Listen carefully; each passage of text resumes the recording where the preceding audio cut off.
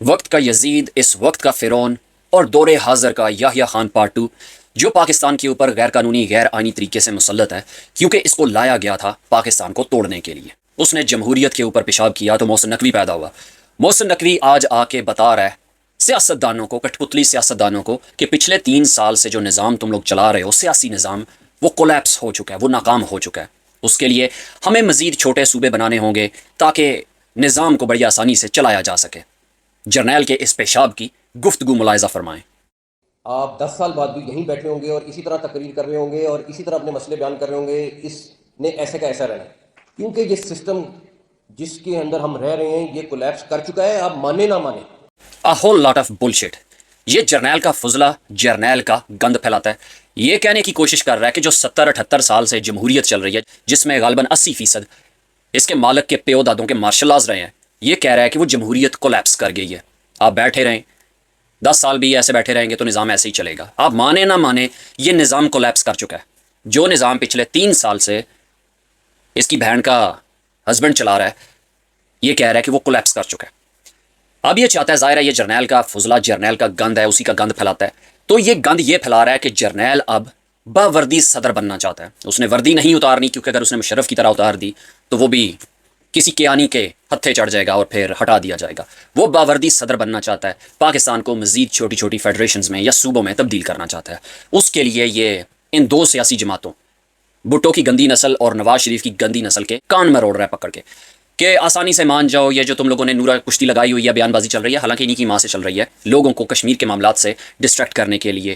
وہی 90 کی دہائی کی سیاست کے پاکستان کے لینڈسکیپ پہ صرف یہ دو خاندان ایک دوسرے کی ہڈیاں نوچتے ہوئے نظر آئیں، لوگوں کو یہ لگے ہی نہ کہ ان کے علاوہ پاکستان میں کوئی تیسری سیاسی آپشن موجود ہے۔ جو سب سے بڑی حقیقت، پاکستان کا سابق وزیر اعظم عمران احمد خان نیازی، عمران خان کی جماعت، جن کا مینڈیٹ اس کے ماسٹر نے، اس کے ہینڈلر نے، جس کا یہ پیشاب ہے، اس نے 8 فروری 2024 کو لوٹا۔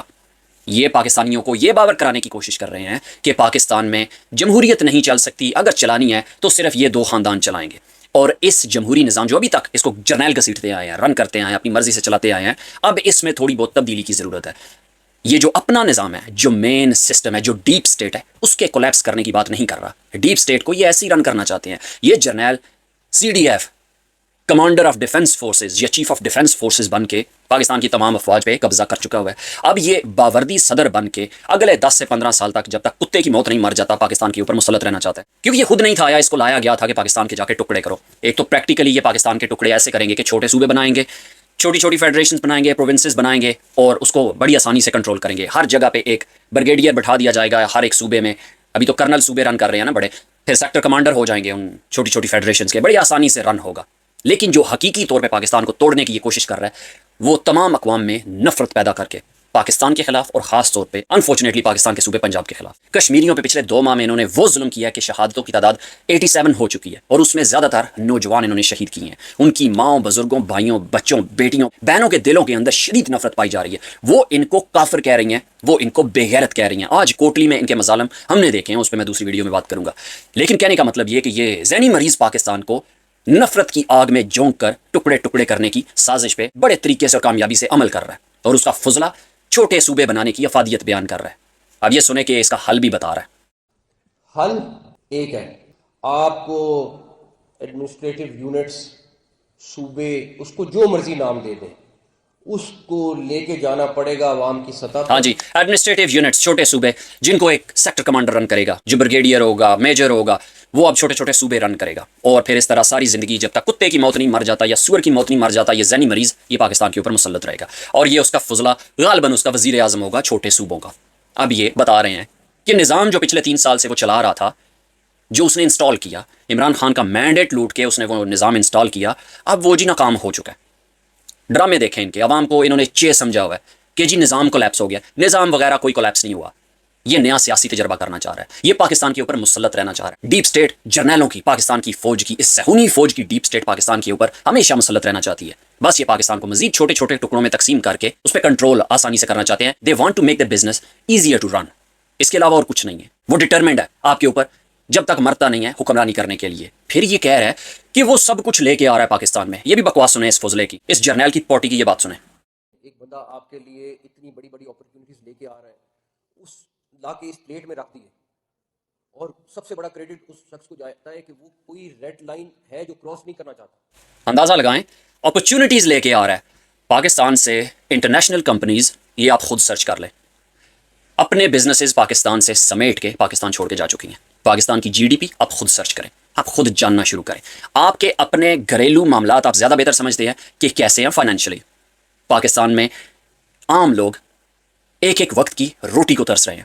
کچھ روز پہلے ہم لاہور سے ایک ویڈیو دیکھ رہے تھے, ایک بزرگ ایک داڑھی والے بڑے بھائی بتا رہے تھے کہ ان کے بچوں ان کی بیٹیوں کے پاس کھانے کو کچھ نہیں ہے.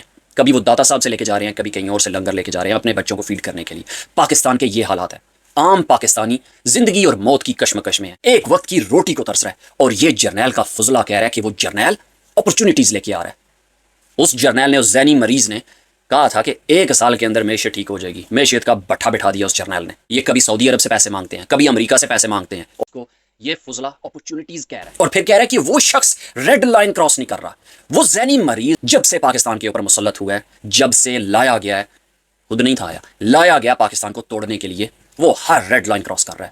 خیبر پختونخوا, پنجاب, سندھ, بلوچستان, کشمیر, ہر ریڈ لائن کراس کی ہے. عام پاکستانی کی جان لے کے اس نے ریڈ لائن کراس کی ہے. 8 فروری 2024 کو عوام کے مینڈیٹ پہ ڈاکہ ڈال کے, پاکستانیوں کے حق رائے دہی پہ ڈاکہ ڈال کے, انتخاب لوٹ کے, آئین اور قانون کو پامال کر کے آرٹیکل 6 کا مرتکب ہوا ہے. سزائے موت کا مجرم ہے. اس نے ہر ریڈ لائن کراس کی ہے. اور یہ اس کا فضلہ کہہ رہا ہے کہ اس نے کوئی ریڈ لائن کراس نہیں کی. عمران خان پاکستان کا سابق وزیر اعظم, اس کی بیوی, اس کے ساتھی یاسمین راشد, دیگر خواتین جیلوں میں ہیں, عسکری قید میں ہیں, اس کی ریڈ لائن کراس کرنے کی وجہ سے. اور یہ اس کا دلہ کہہ رہا ہے کہ اس نے کوئی ریڈ لائن کراس نہیں کی.